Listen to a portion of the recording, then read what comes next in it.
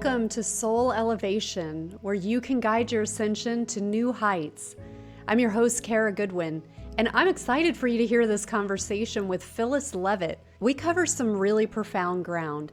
Phyllis has 50 years of experience as a spiritual seeker on top of 30 years as a psychotherapist, and her direct experience has created some fascinating mystical experiences, including automatic writing with a collective of higher consciousness that's given her profound revelations.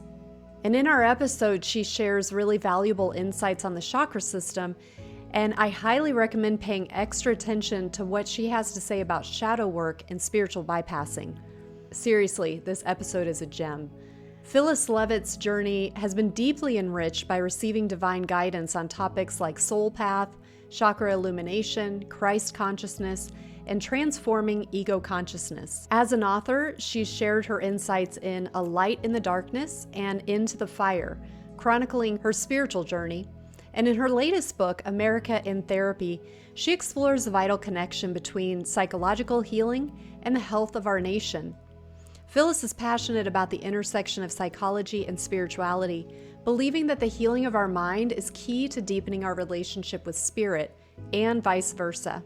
We'll dive into this episode in just a moment, but first, I'd love for you to check out karagoodwin.com, where you can get a free 10-minute meditation, learn to meditate with my 21-day online program, or join the Healing Hearth membership, where you can get live online assistance with your questions about meditation and life. I'm also so excited about my book, Your Authentic Awakening, A Guide to Everyday Spiritual Living, which will be available this spring.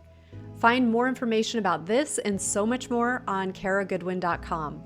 And now, enjoy this episode. So welcome, Phyllis. I'm so excited to have you here today. Thanks for being on the Soul Elevation podcast. Well, thank you so much for having me. I love what you're doing and I love what you're talking about. So I'm really excited to talk with you.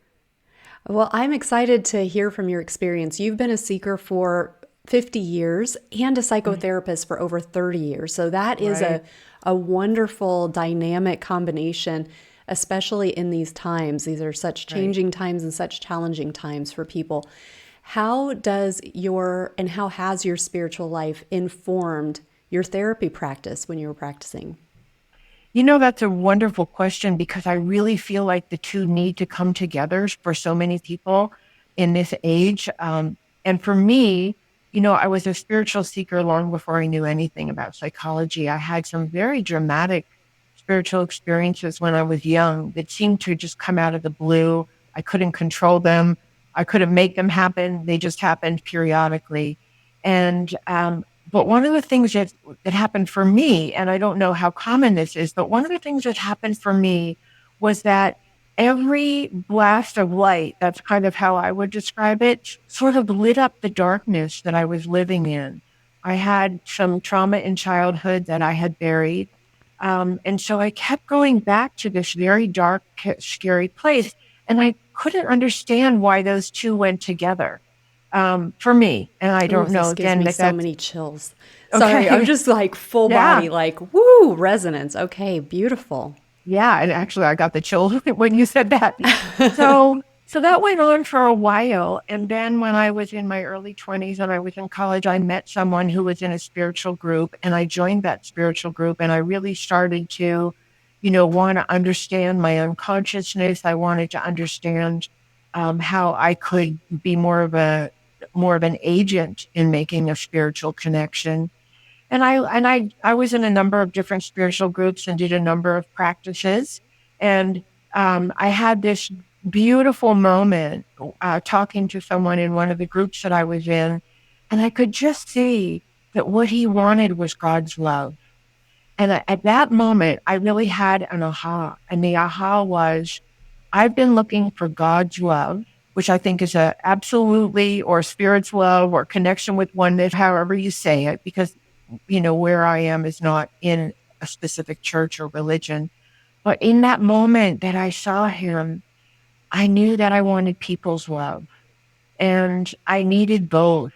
And that in some ways, God was my default position for not feeling fulfilled in my relationship life. And that's what turned me to psychotherapy. And because I had some healing to do around my childhood. But what happened was I have always been a writer. I was keeping a journal through my whole healing journey. And one day I had absolute connection to divine source while I was writing in my journal. And I began to write messages that weren't coming from my own brain or my own heart. They were things I had never heard in any of the spiritual practices I had been a part of. More chills. And yeah, and it was all loving and wise. There was, and I've written for years. I wrote 2 books about the early part of that journey and the messages that I received, which were really all about what our soul it was talking to me, but it was universal. So it was what all our souls are doing here. What is the nature of unconsciousness and ego consciousness? And so what I began to put together was that those blasts of light were lighting up where I was stuck in a smaller level of consciousness than my soul really wants to inhabit. And so my divine source, I'll call, because it never had a name. It was always they, not I, didn't have a name. And when I asked, like, who are you? What they always said was, we are a level of consciousness, not an identity, like, like a person's name or something like that. And that's always what it felt like. I would feel a very different vibration in my body and in my mind. And I would hear things really that I had never thought. I couldn't have thought them up. So, long story short, I learned prayers and meditations and all about the chakras and how to work with them to light up that darkness that the light really wants to light up. So I'll let you jump in. That's a lot. Yeah, that's fascinating. Oh my goodness. I loved so much of that. I loved all of it. And so many times I was like, oh my gosh, I want to take it this direction. I want to take it this direction. So one of the things that I want, because I resonate so much with, you were talking to a person that you had met on your spiritual journey, and you were recognizing what this person really wanted was God's love. And you recognize that even in yourself. But then you also said, but what I wanted was people, was the love of was the love of the people I was interacting with. So let's dive a little bit into that, because sure, I feel that desire for God in people's lives is like a latent thing that is universal, and that we mistake the love that we're not getting from people, although we're built to love each other and receive that love and give that love. But I do feel that that is one of those kind of the missing foundational piece for so many people, is that they're mistaking all the external things that they want. And it's really that the completeness comes from that opening to the relationship with the divine. Talk a little bit more about your perspective when you say, I wanted this, I wanted God's love, I wanted people's love. Like dive, and you saw this in this other person too. I'd love to know more about that. Yeah, I actually think they go together. I think we're here on earth with other people. We're born, scientifically we know now that we're born wired for love and connection. And that's on many levels, and I think we're definitely wired for love and connection with other people. And we really suffer when we don't have it. And, for me, I think turning to spirit was part of the trying to heal that suffering, but also trying to escape it. And what I found was that a loving source of divine presence in my life took me back to heal what was hurt in my human life with other people as part of my spiritual journey, not separate from it. And so I see those two worlds really coming together. The work that I did psychologically to remember what happened to me and move through some of that was really profoundly affected my spiritual journey. And the connection I made to spirit directed me with how best to work with what I had experienced. So it really, what happened for me, and I don't know, how many people it happens for, but I don't think it's totally unusual, is that almost immediately after I started this writing, I could ask any question and the download was just waiting to explode. Oh, that's Um, incredible. It sounds like conversations with God.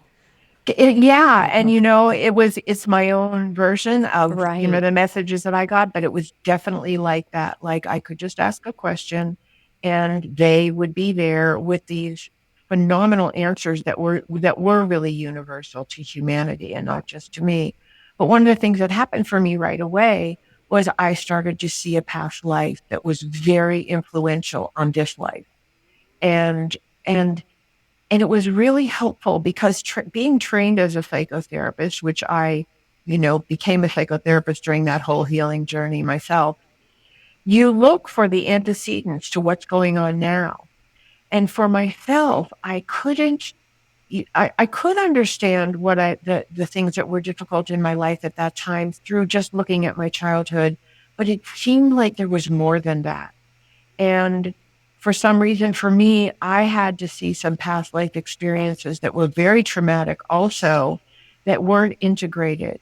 And spirit guided me to integrate those experiences and understand how they were affecting my life now. And so the picture just expanded exponentially of what I was working with. And honestly, I had no interest in past lives before that. So it wasn't something I was tracking or investigating.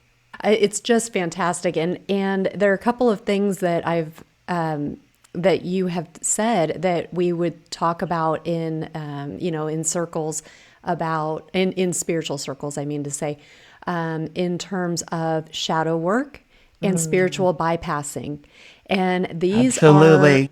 so critical. And there are and for me personally, they've been kind of later, like things that have come about later. I think my appreciation of the role of really allowing the looking at those shadow aspects, whether it's the traumas, the Right. painful things we've been through, or if it's like parts of ourselves that we don't want to acknowledge, like behaviors Totally. that we have that we don't want to acknowledge, but also how that comes in, how spiritual bypassing comes in, where it's like, nope, it's just love and light. It's all love and light. And that's, my path and so forth. But the importance of really like getting that completeness and the alchemy that comes from that. And I would love to for you to expand a little bit upon how those two elements have played into your journey. Yeah. I mean, and I totally agree with you with that. And I think actually spiritual bypass pass is actually a psychological issue. It's avoidance. It's denial, So you can look at it through that lens. And sometimes it's really not helpful. But that was never an option for me. And I'm grateful for that. As I said, the light always lit up the darkness. And as you said, it was not just the things that had happened to me that hurt me, but how I unconsciously played some of that out in my life, in ways that I wanted to heal, how I was with other people, how I judged, how I, didn't accept certain people the way that I wasn't accepted. We kind of do what's done to us. But the way that I got the messages was never judgmental. And I think the best psychology is never judgmental. It's just understanding where we come from, why we do what we do, and how to heal it, not how to beat ourselves up for it. And so I feel like that came to me from both the psychological realm and the spiritual realm. I have written, since 1994, and I have never received one message that was critical or judgmental. It's all loving, but extremely wise. So what I learned that I think really has brought the two worlds together for me, one of the things is that I was told all about the chakras at one point and how to work with those chakras in myself. And that work with the chakras combines both spiritual and psychological work. And I'll give you a good example. So, if you want that, Yeah, you tell me. please. So when all it happened pretty quickly in the first year of writing, I would notice that, especially when I was doing the writing, I would have very strong sensations in my throat and also in my first chakra, as well as my heart. I mean, those three chakras were kind of lit up by the experience of actually hearing messages from the divine. And pretty soon, I was told that we all have something called a soul triangle, which is made up of 3 chakras. That we're all working with all the chakras all the time because we're human, but that we have a chakra that's a chakra of intention, a chakra of force, which is the energies we're kind of working with, and a chakra through which our soul wants to manifest, very specifically. And that those chakras in particular really are the focus of the beginning work of healing. And that healing is both what's going on in our life now, what we might have carried in from other lives, what's influencing us from the astral plane. All of that is very localized in these 3 chakras as a beginning way to heal. So what they said is the heart is the chakra of intention for everyone. We all came here ultimately to express divine love through our human form. That's why we all came, whether we know that or not, whether we're aware of that or not, or whether we're even behaving in any way like that or not. That's what our soul wants to do. The chakra of force is the energies we work with. And for me, primarily, although, as I said, we're working with all of them. For me, that was the first chakra. And the way they described that was destruction and creation, birth, death, and rebirth, and light and dark. And also an energy that I had never heard ascribed to any chakra before, which they said was the energy of burying and unearthing. So when we start to remember, that is ignited in the first chakra. Unearthing, whether it's childhood memories of whatever we need to work with in this life, or remembering who we really are as souls and what we're doing here in human form. All of that unearthing is a first chakra energy. And then for me, the throat was the chakra of manifestation, which is connection, communication, dependence, nurturance, all of what we associate with the throat. And that changed my life. I understood my path for the first time. I really understood that, my throat would constrict so often in emotional situations. I knew I had something to say, but I was afraid to say it. And that's why I was always a writer, because there I was free to say and contact what I needed to contact. And then it became clear I needed to speak. So all of a sudden, I really actually had to pass through the wilderness of my life.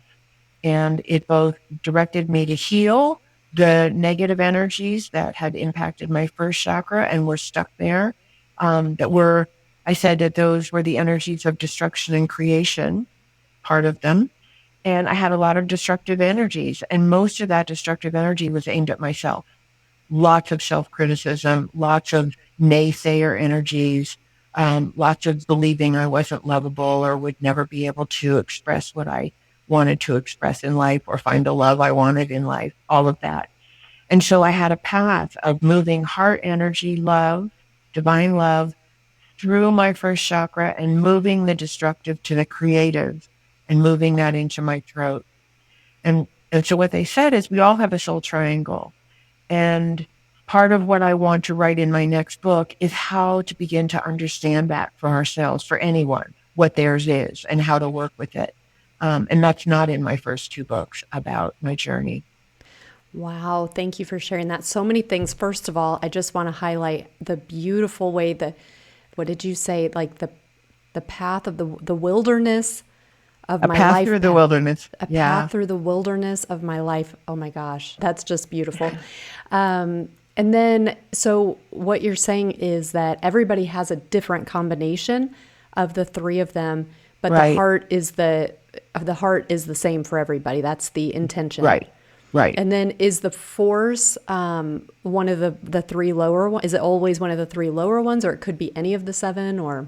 It could be any of the 7. And what I have been told over and over again, which I haven't heard in other places, is that there are no lower chakras. They're all equal. I mean, they're lower in your body. That's what I mean. The anatomy. Yeah. Mm-hmm. Nothing is lower in value. Because I know sometimes when people talk about the chakras, they talk about the the lower chakras as being sort of more elemental or primal or something.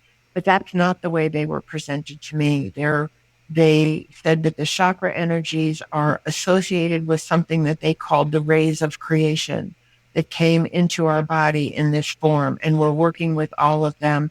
And as our souls become illuminated, they all light up and they all become filled with divine energy.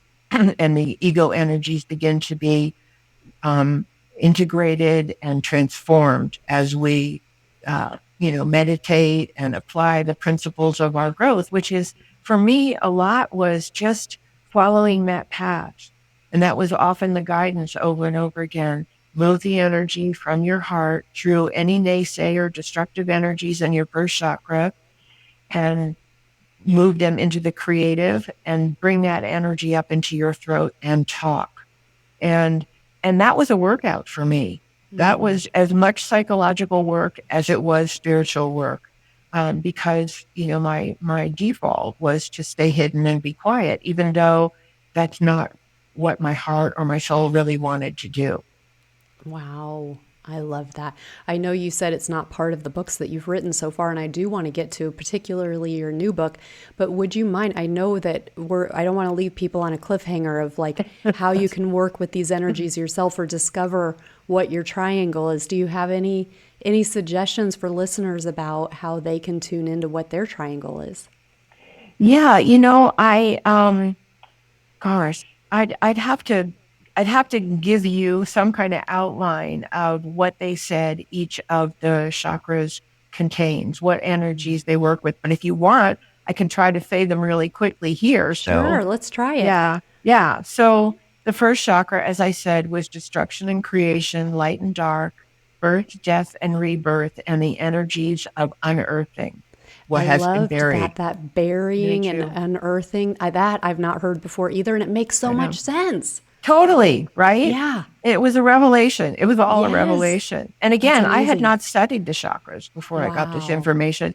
So I had very little association with anything, which was actually probably a gift.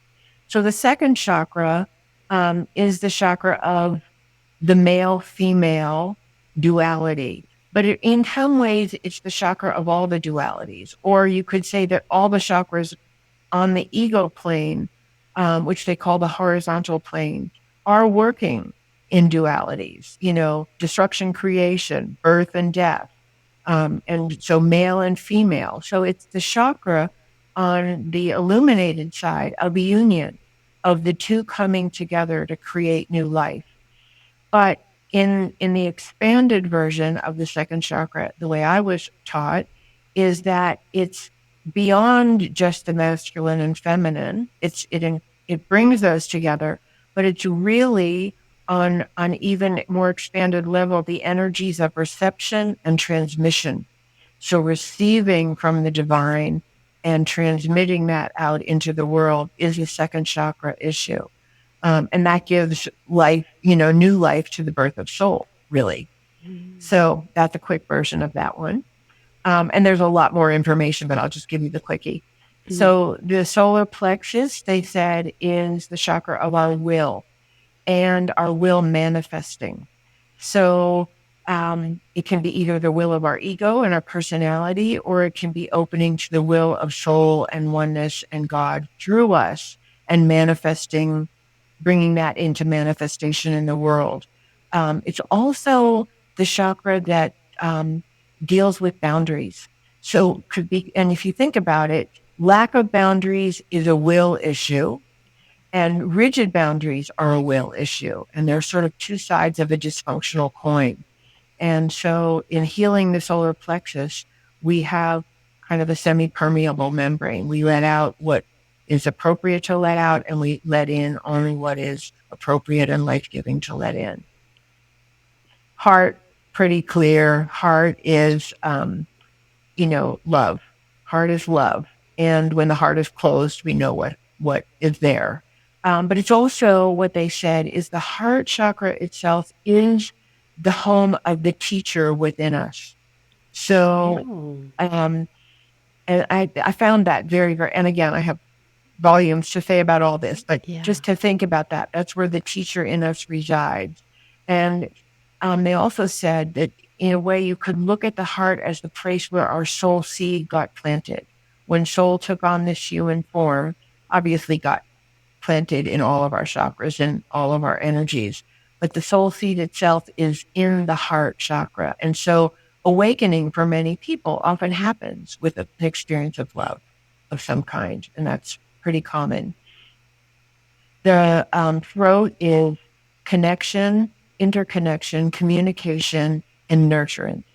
Those are the energies of the throat. And a lot of people that I've encountered have the throat chakra as one of their soul triangle chakras. So many of us have learned to be quiet or, to feel like, we're not going to be listened to or we're going to be made a fool of or silenced in some way. And that's really happening a lot on the earth today. There's a lot of throat chakra energy going on out there. Yeah. All the chakras. This is the third eye is the chakra of intelligence, invention, vision, and connection to what they call the divine plan. So the downloads that I got, I felt like really what came through my third eye. They're very clearly formulated, very much new information. But since it's like that wasn't a blocked chakra for me. And so that wasn't part of my soul triangle, but it was very much activated as my soul triangle got activated, if that makes sense. Mm-hmm. And then the crown is our connection to spirit and soul. And I'll just say this real quick. And then again, this is why I want to write this whole book, that humanity has a soul triangle. That where each of our soul triangles is within the soul triangle of humanity, which is the heart, the first chakra, and the crown. So it contains everything. So we're really moving from, the sense of our mortality and a belief in our mortality to our connection to the divine through all of the experiences that we have in all the other energy centers. That's so quick, but I know. Well, thank you for taking us through that. And it's incredible that all of this came through when you had no foundational knowledge of the chakras, because it marries so well with what we do understand already about the chakras. But then there is information in there that fits in so well, but is for me things that I haven't necessarily come across before or connections I haven't necessarily made with each chakra. So thank you for taking us through that. So I do want to talk about the books that you have written, because I'm excited about this one that you is yet to be written. But you have America in Therapy is your new book, and I want to talk about because there's the intersection of psychological health and healing in our country that I believe is the focus of this book. But can you talk about what made you want to write this book and what you go into in the book? Yeah, and the intersection really isn't in this book. This book is pretty much psychological, just to say, because it felt, and really, to tell you the honest truth, I felt like I was ready to write the third book in my series about these divine messages, and I was told very clearly to please write this book instead. Oh, interesting. Okay. Because I think we really need to heal on a psychological level the way that I did. Mm-hmm. And so this book is really bringing what I understand about the best healing of our traumas, of how we've been hurt and how we've hurt others, to a national conversation. Because just the bottom line is, having studied family dynamics for so long and really realizing in my own journey and with so many of the people, all the people that I worked really with, is that we are so conditioned by our family situation, the values, the gender roles, the views about success and failure, and very much how we deal with diversity and tolerance of our differences and how we deal with conflict. Because we're suffering so much in our own lives and as humanity and as a country from the ways we deal with conflict and differences of opinion and differences of values that are so destructive to so many people. And that's really the first chakra crying out for healing because we're destroying ourselves on so many levels and we're hurting each other out of our own wounding. And that's the non-judgmental place that psychology can bring. It's out of our wounding that we're hurting ourselves and others, just the way I was and just the way almost everybody I know. Um, and it's healing some of that wounding that really actually makes us more open to be the vessels for a higher consciousness. And if there's anything I think we need in the world today, it's a higher consciousness. I love it. So what are some of the things that you go into in terms of solutions for this reconciliation within humanity and within our country? The reconciliation of Like our reconciling our traumas and our shadows, and in order to heal those so that we can be more psychologically sound as a society. Yeah, I mean, there's so much, and I use a lot of stories, and the book is very easy to read and understand. So one of the things that I've observed over the years is very like a condensation of years of experience is that all of our injuries, all of our worst behaviors, all of our most destructive, murderous, hateful, discriminatory impulses all come from an injury to love and safe belonging. They all do. I've never met one person who that wasn't true for, even though we have very different stories about what happened to us and how we internalize what happened to us and how we cope with it. The basic injury is to love and safe belonging for all of us. And so the healing comes through restoring ourselves to love and safe belonging and bringing that to each other. And for me, some of that came through my psychological, just healing the memories of what happened to me. But the opening to spirit is what actually really healed my heart. So, and that's not necessarily everybody's story, but I think that's where they come together because I believe that real spirit, real divine source is loving. It doesn't bring down judgment and hatred and a desire for retribution or call anyone a sinner. It just doesn't. That's never been my experience. And I'll tell you that when I had the very first experience of this presence coming to me in the form that it now speaks to me, I was in a therapy session and You were the therapist? Or no, you were I was receiving the it? client. Wow. And Okay. I was in the middle of processing a lot of pain from childhood trauma. And all of a sudden, literally, this golden light began to shine inside my third eye. And I had the overwhelming experience of divine love. Actually, how can I say it, somatically or physically enveloping my body as well as my heart and opening my mind to hearing this voice come through. So was I in a lovable place? Was I even thinking about divine source? No. And I don't believe the divine cares. I believe the divine loves us all in exactly the condition that we are, and it's accessible to everyone if we have a way to look for it or an openness to looking for it. I really believe that. It is interesting to think about the fact that you were in the throes of the shadow while that was Absolutely. happening, and kind of maybe we could think about it as like clearing out, making space for this amazing golden light to come in, and how important, like it just underscores the importance going back to the completeness of who we are, the totality of who we are, and the revelation, sometimes that remembrance and the acceptance of those shadow parts of ourselves, and how that, even though we're in the muck and it seems like a dichotomy or an opposition of that enlightened place. I mean, if we literally think of being enlightened, from the inside, being illuminated from the inside, but the foundation for that is in the muck. That's profound. Beautiful. That's been my experience. And, psychology is no different. It's really like finding a safe passage back into the muck to restore ourselves, to heal from what buried our essence and our love and our gifts and our strengths and uncover it. So we have to make a safe journey back into the muck. I think most of us, I can't Yeah. speak for every human being, but I think when we understand that and we can hold that for other people who are at the beginning of that journey and say, I know there's light at the end of this tunnel.